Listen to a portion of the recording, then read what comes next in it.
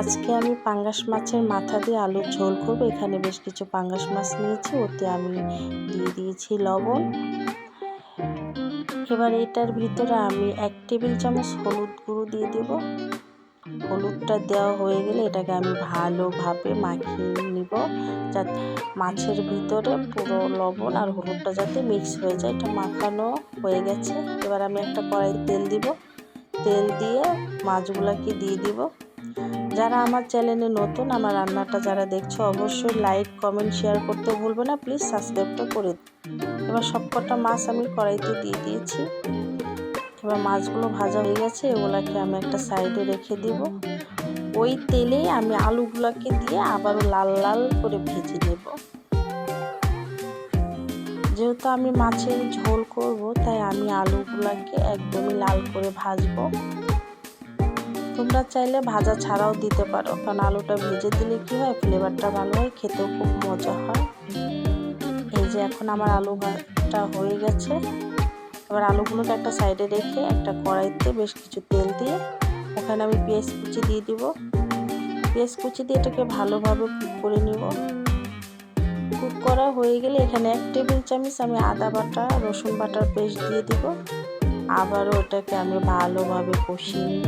কষানো হয়ে গেলে 1 টেবিল চামচ মরিচের গুঁড়ো, জিরার গুঁড়ো, হলুদ গুঁড়ো, ধনিয়া গুঁড়ো আর লবণ,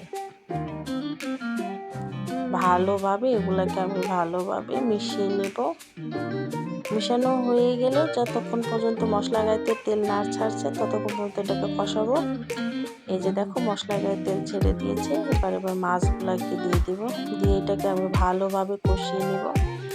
এটাকে ভালোভাবে কষানো হয়ে গেলে এখানে আমি দিয়ে দিব পানি। অবশ্যই গরম পানি দিবেন। গরম পানি দিলে খাবারের টেস্ট খুবই ভালো হয়, খেতেও খুব মজা হয়। গরম পানি দেওয়া হয়ে গেলে এটাকে আমি ভালোভাবে আবারও মশলার সাথে মিশিয়ে এবার আমি ঢাকা দিয়ে দিব। এবার ঢাকনাটা খুলে আমি এর ভিতরে ভেজে রাখা যে আলুটা ছিল সেটা আমি দিয়ে দিব।